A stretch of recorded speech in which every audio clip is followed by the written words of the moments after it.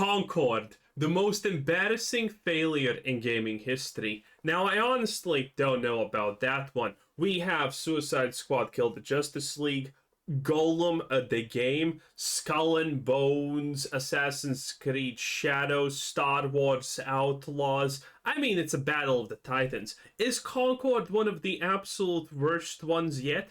By far. But is it actually the worst? Hard to tell, hard to tell. How many times over the last few years have you seen a game and said, who is this made for? Concord is one of the most beautiful, one of the most fantastic examples of a live service, of a AAA failure that I have ever seen. It's even worse than Anthem. We'll be getting into that. But Anthem at least potentially had an audience. It kind of looked not that bad. Turns out it was complete trash, but at least it had some promise. Concord has absolutely no promise. over the last few years, we've seen every AAA publisher and developer wanting to get into live service games, frothing at the mouth, feral at the opportunity to get their hands on some live service cash, line up the consumers to the content feeding trough, and just start printing money. All the while putting... Now, to be fair, they don't want to print money. We know how businesses operate, and we know that the gaming industry is absolutely no different. They want line to go up like this, slowly, steadily, so they can get their bonuses, the CEOs can be happy, stock prices go up, everyone's happy. They don't want it to shoot up like this. We know of that because of Hogwarts Legacy. That was the final nail in the coffin to prove to everyone that that is the case. Because Warner Brothers did not like that. Because that means that next year it's going to be really hard to make your bonuses, considering now you need to account for Hogwarts Legacy's ginormous success. And they can't do that. Which means everyone in high positions is going to get less money, probably, unless they somehow magically do get the budget to be not accounting for Hogwarts Legacy's success. That's how the game is played. This is why live services matter. They don't actually want to milk all the money from you. They just care that they can say, oh yeah, we're growing each year. Because the biggest problem for a company in the modern age of being on the stock market is literally the fact that some rando analyst from Wall Street is going to say, well, I think they have reached their market cap. And then you're done. Then it's bad. Because that is pretty much a death sentence. Out generic garbage games that nobody's interested in, and they don't care because they don't care about what you want. They only have their eyes on the prize, which is the money. Torturing hundreds of millions of dollars in the process. It feels so good to watch them fail. True. Today, what I want to do is I want to talk about the failure that is Concord. I want to talk about how it failed, why it failed, but more importantly, I want to talk about this phenomenon that we're seeing in gaming right now, which is games that are seemingly made for no one. I cannot believe Sony saw this studio making this game and said, we need to buy this studio right now. Well, Sony is treading a lot of that woke water. Oh, Concord, where do we even start?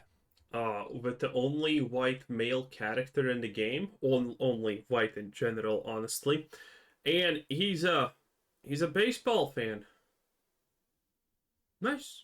So, Concord is a 5v5 hero shooter developed by Firewalk Studios, a game development studio that was founded by industry veterans who previously worked on games like Destiny. Firewalk was acquired by Sony Interactive Entertainment in Made by the people who brought you Destiny. Okay, that should not be a red flag, but there you go. Again, previous success in the gaming industry does not mean further success in the future.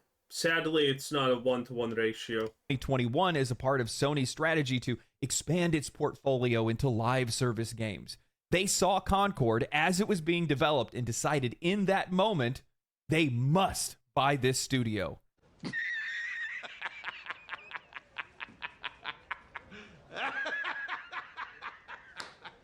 This will never get old. Serious?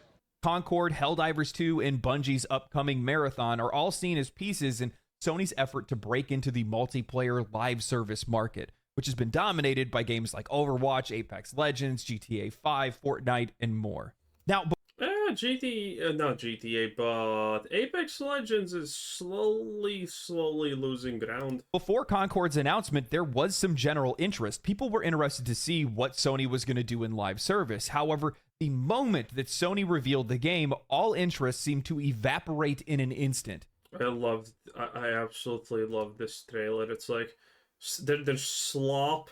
Moment that Sony and then someone eats it with absolute delight. If this was not the most pre-telling thing ever, I don't know what was. Revealed the game, all interest seemed to evaporate in an instant. In a 2023 PlayStation showcase, a trailer was shown with an uninspired yet familiar cast of characters that seemed to be completely ripped off of Guardians of the Galaxy. Thank you for saying that, because I was gonna go hard on this, dude. It's so obvious. And the developers placed the majority of the focus on how they were going to release episodic short films on a regular basis to be able to flesh out the character backstories and the overall narrative. Can you imagine how poorly that would go? Imagine. Just imagine. You have a literal character in the game that kills people through white guilt. It doesn't get worse than that. In a competitive shooter.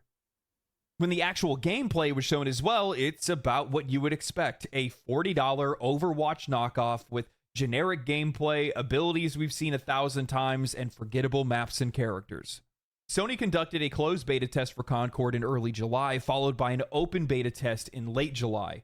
These beta tests were part of the game's lead up to the official launch. Both were absolute failures, technically. Well, technically better than the actual launch of the game, which peaked at 700 people. Which is amazing. Intended to gather player feedback, test server performance, and build some anticipation before the game's release. However, hey, look at the bright side, okay? They don't need a lot of server space for this game. Think about it on the bright side, okay? They're not going to be spending a whole lot on servers. Despite these initial testing phases, the game struggled to gain traction even before its release in August. The beta periods revealed how few people were interested in Concord, as the game struggled to break over even 2,300 concurrent players on Steam during its open beta. Critics pointed out that the game struggled to differentiate itself from other games in the genre. Issues with game design and just general gameplay, character unique. See, this is why critics are stupid. It doesn't matter if you don't have any unique designs. It doesn't matter if you don't have any unique characters, maps, or anything. As long as the game is good, fun, and people like it, it's completely fine. No one cares if there's literally some other studio that literally rips off Overwatch 1-to-1, as long as they do everything better in general. People are going to play that instead of Overwatch in that case. It's going to be that simple. We don't care. And just overall lack of engagement on the side of the players.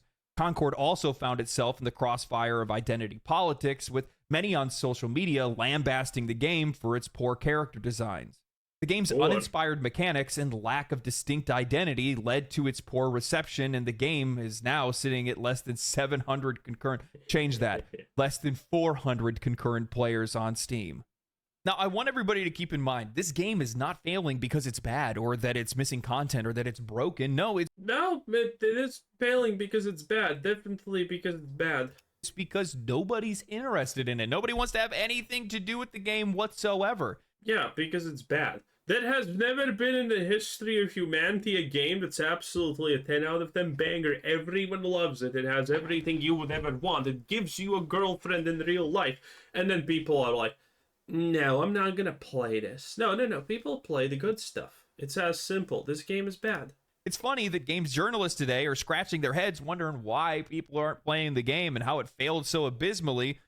Have they looked at the character designs? No, scratch that. They probably said the character designs are amazing. When it's pretty damn obvious. That's a story all in for itself. But with that said, I'm just going to say the indifferent truth here. This game, the audience that it reached, the concurrent player numbers that you see for it, are the realistic size of the audience for a game like this. This is the softest looking competitive shooter that I've ever seen. Yeah, this game is absolutely woke, and we know that crap does not get a lot of audience. Words don't even make any sense when you put them next to each other. Soft competitive? What does that even mean?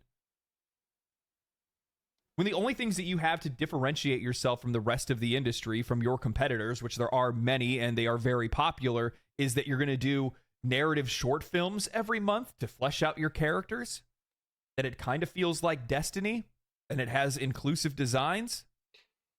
Who cares? Inclusive designs. Nobody. Nobody asked for this. To be fair, no one asks for any of the good games. They just happen, and there you go. It's like you go to set up an ice cream stand right next to an ice cream shop, and the ice cream shop is giving away free ice cream. No strings attached. Free ice cream. Well, I mean, there's obviously strings attached, but free ice cream, all flavors. Knock yourself out. But your ice cream stand is selling $40 ice cream cones, and they're flavorless. Any nutritional value? Do I get like superpowers from these things? Or Bro, who cares about nutritional value when you're buying ice cream? Okay, it is what it is. $40? Are you serious? No, it doesn't do anything special. It just doesn't have any flavor. I want to make this clear. This game did not fail because of go woke, go broke, or even people. No, it did. Definitely did. People being tired of hero shooters. This is a company with live service brain rot, and the people who made it lacked any clear vision and failed to deliver anything unique or interesting. Look at Valve's upcoming game Deadlock. Still in early development, and since its official reveal has almost 90,000 concurrent players and is still continuing to grow. The game has what many would consider inclusive designs, but the art style is distinct and the design. It's not really inclusive designs. Look at this. The game has what many would consider inclusive designs, but the art style is distinct and the. There's not a lot of inclusivity here. Yeah, okay, there is some body positivity, and hell, you can be a British police officer shanking and beating the peasantry class and people who post bad things on Twitter. But, that's pretty much it. Not a lot of that. Design. And also, when I saw people play this for the first time, I was like, oh, wow, Deadlock does not look that great, because when I saw it the first time, people were completely new to it and they didn't understand anything. So there was just a bunch of running around and not really understanding what the hell you're supposed to do, where you're supposed to be and whatnot. And it did look boring. Now, admittedly, now that people know what to do and understand it better, it does look better. Are these interesting and cool noir fantasy characters. The game isn't just Team Fortress 2 or Overwatch, it's a hybrid of hero shooters mixed with a more definitive MOBA format, delivering an entirely unique experience to a very defined audience.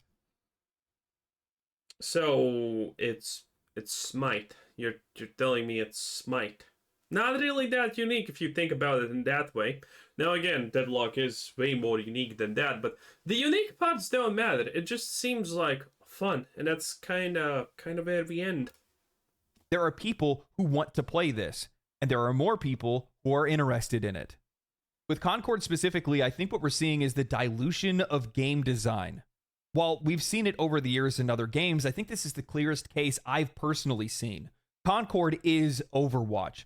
Overwatch's foundation is from Team Fortress 2. Team Fortress 2 came from Quake.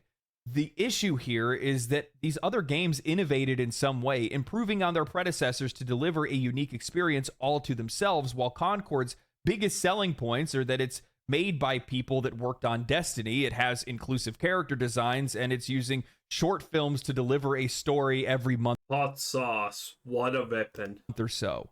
There's no improvement, no defining trait that makes this game any more different than any other game that's out there, and it just doesn't work. Nobody wants it. Concord's failure is in that it doesn't understand why players play other games or what players want out of a new experience. And by the way, this is not the last time that we're going to see this. This poor investment on the side of Sony, spending hundreds of millions of dollars on a trend without understanding that trend or its audience.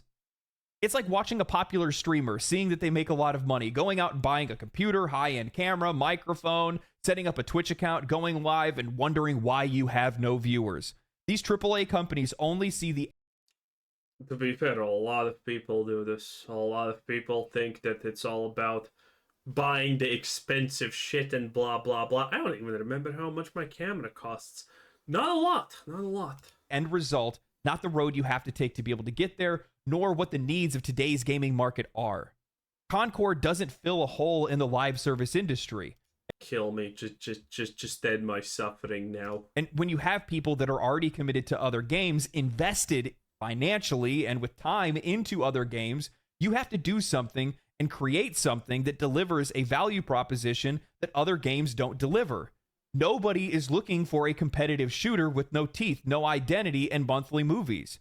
Players are, however, I honestly have completely unsubscribed from the idea that people are going to get super invested in their, accounts and whatnot, okay? Someone having 10 Fortnite skins on an account is not going to prevent him from switching to a better, more fun game at the end of the day. You know what actually does prevent people from buying games that I have noticed recently? Because a lot of people are talking about it, and this is literally brought even, not directly, but kind of was brought up as a side thing in one conversation yesterday, in fact. It's the fact that, do you really want to spend $40 on a game that you're going to maybe play for 8 hours? That is the biggest consideration. And when you see something like Concord, you're like, no, instantaneously not. I have no problem abandoning all of my skins, all of my things. But my Dota 2 account is probably worth 2K at this point, with all the stuff that I have there. Abandon that game, no absolute problem. 6K hours in, easy peasy, lemon squeezy. Lost Ark, all the gold, all the characters, all the everything, 2.5K hours. Abandoned for something else. Easy. Again, not that really much of a problem. It's just the fact that buying something new that you're gonna play for 5 minutes and then get bored. Hell nah! Hell nah! looking for something that's similar to what they are already playing, but does it better, or does something entirely new, redefining the genre. This trend of superficial investments and a failure to innovate is not just a problem of Sony or Concord, it's symptomatic of a larger issue within the industry. Major companies are increasingly throwing more and more money into projects that lack a clear identity and fail to address the evolving tastes of gaming audiences. In an era in which gamers are more discerning, they do more research, they watch content creators, formulate distilled opinions before they even make a purchase, and oftentimes have countless options at their fingertips, simply mimicking what worked in the past isn't enough. The market today is saturated with titles that offer similar experiences, and without a compelling reason to switch, players are going to remain loyal to the established favorites that they play all the time already. If this was true, Helldivers 2 would have not been successful in the first place. There are tons of games that would have not ever been even remotely close to successful if this was true. When Sony made this move to invest more into live service games, it was in response to a market report or a few market reports that were revealing that the majority of players were still playing older live service games. But what they failed to realize is that players aren't playing those older games because there isn't anything new to play. It's because nobody has made a game that's good enough to take them away from it. Exactly. We kind of went just full circle. Now we're at the real crux of the problem, the issue, that it just needs to be good. Nice. Succeed, new games have to either redefine the genre. Oh, look at that! He really likes hot sauce. I hope she shoves that bottle right down his throat. Or offer a fresh perspective that fills unmet needs. Something that Concord and many others have failed to do. I've come to the realization that these companies just refuse to change. That's their biggest issue. They're using the same things that they used in the past that worked but don't work any longer. I think the best example we can use for this is the Xbox 360 days. When Gears of War first came out, every single company wanted to make an over-the-shoulder third-person shooter with cover mechanics. And they did. Yeah, and it worked. And it worked, and they made a lot of money. But the only reason it worked was because players had less access to games at the time, and there were less games that were coming out. No, not really. There were just really good games that did the same thing. Again, when Vampire Survivors, I'm sorry, got big, you know what happened? In literally a day, there were so many clones of the game that did similar things. And guess what? A lot of those clones made a lot of money. A lot of those clones got a lot of people. Hell, Soulstone Survivors is a copy of Vampire Survivors. And it's amazing. It's actually arguably even better than the original game. It's crazy. And it's just good. So there was scarcity. it worked for them. They made a lot of money because of it. But now today, when players have as much access to games as they do, and on top of that, most of these are live service games, so they're invested in them either financially, or their friends play them, or they just put a lot of time into them, and now they have skill. So like a skill investment in the game that they don't want to try. Also, I feel this idea really woefully underestimates the concept that people can come back to games, okay? Get tired of Fortnite, have an account with billions of skins, okay? Leave Fortnite, come back a month later, 2 months later, or half a year later if you want. It's not a big deal, you know? Fortnite's not going to delete your account because you didn't play for 3 days. Try to... Bethesda might. Bethesda might do that. But, you know, Ubisoft. But, you know, other games probably won't. Relearn a game somewhere else. Well, now you have to make something that really genuinely competes and does something all on its own. And if you don't, they're not going to come play your game. If you want to make the next Fortnite and you start today, well, who's to say by the time that Fortnite comes out that everybody's not playing a Path of Exile extraction shooter mixed with Mario Kart? That may happen, but you can never account for this. If you try to account for something like that, you're kind of either making Concord because you want to throw the dice and gamble at something that's going to be the next big thing, or you are constantly living in fear. And if you're constantly living in fear, you can't progress. Somebody write that down. EA, Activision, Ubisoft, Blizzard, Xbox, Sony, all of these companies used to be innovators within the industry. But over time, they've now just become companies that are remastering, rehashing.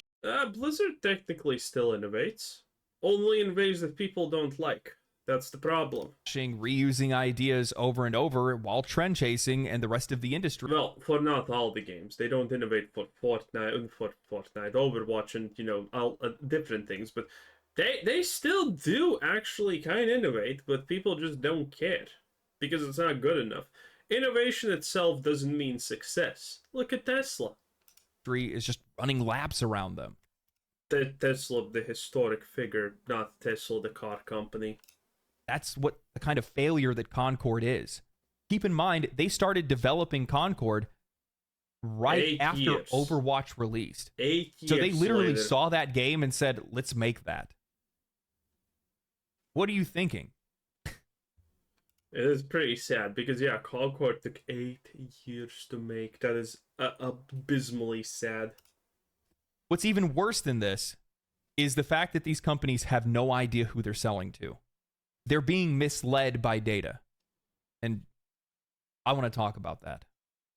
Concord is a bigger failure than Anthem. Let that sink in. Sony saw this game in development and decided that it needed to be theirs and bought the studio for an undisclosed amount of money, likely hundreds of millions of dollars.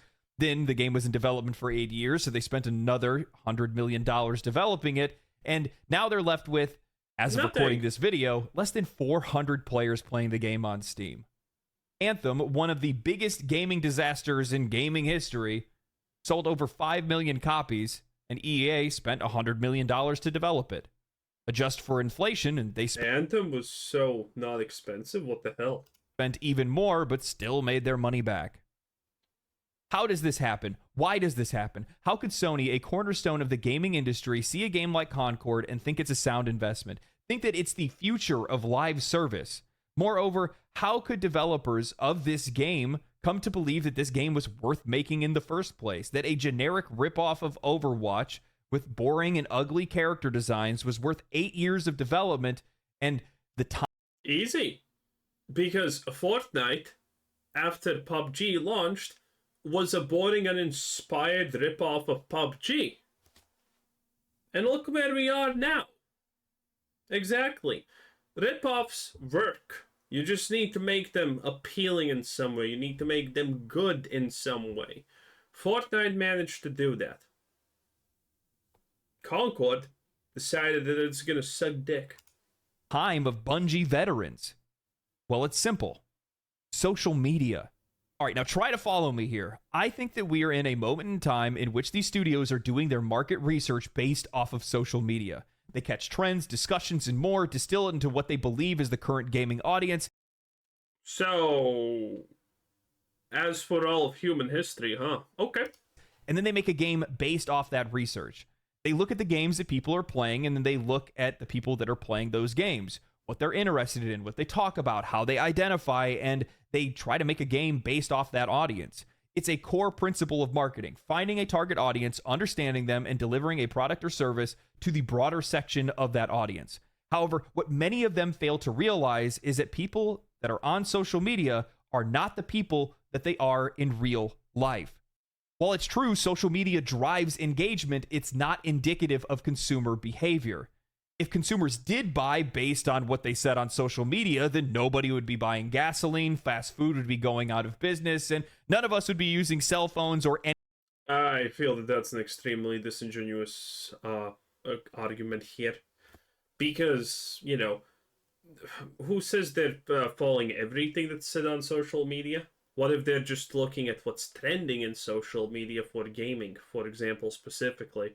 This game doesn't have an anti-oil message because, yeah, Don't Stop Oil trends time to time on social media for stupid crap. But, people are at least interested in that, and having interest in a game, having interest in something means it's probably going to be better. Anything made in third world countries. But that's not what happens. This disconnect between social media personas and actual consumer behavior is a critical flaw in the approach that many of these game developers are taking today. Well, actually, this perfectly encompasses the one thing that he's not talking about, the fact that this game is ridiculously woke. And if he used that argument, he would be right there on the money. Because there's a lot of woke things like, oh my god, we love the Acolyte. Yeah. It's just 50k mentally ill people constantly posting about how much they, how thirsty they are about some man buns, while at the same time saying they hate men and men shouldn't exist. Make it make sense. It's not gonna happen.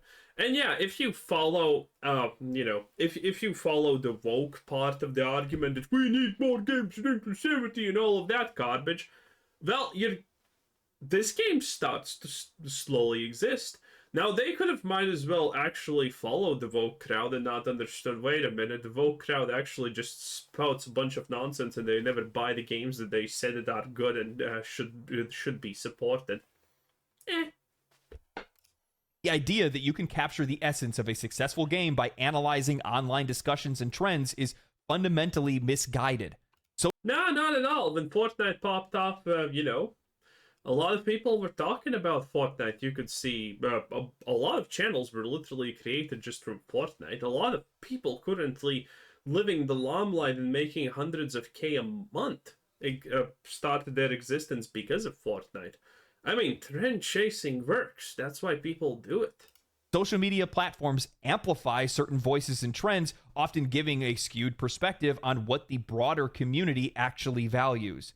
What gets retweeted or goes viral doesn't necessarily translate into purchasing decisions or long-term engagement. For Concord, it seems like the development team fell into this trap of designing a game based on distorted signals. The characters, aesthetics, and the gameplay mechanics all feel like they were chosen to appeal to a trend on social media rather than what players genuinely wanted. The result is a game that released 8 years too late, lacked depth, originality, and most importantly, a true connection to an audience that it was supposed to serve.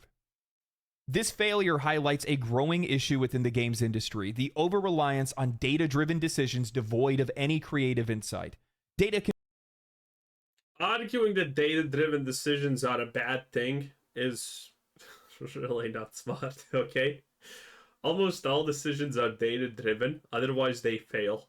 That's why analysts get paid a lot of money. That's why business analysts exist, okay? That's why Amazon is successful. That's why a lot of companies that are currently huge are successful. And the moment they start to sway away from the data-driven points of interest, they slowly start to collapse, because then they are starting to listen to all these purple-haired lunatics that should be in mental asylums on Twitter and other places. Anyway, that was a pretty interesting video. Good conversation. Legendary drops. Bye-bye.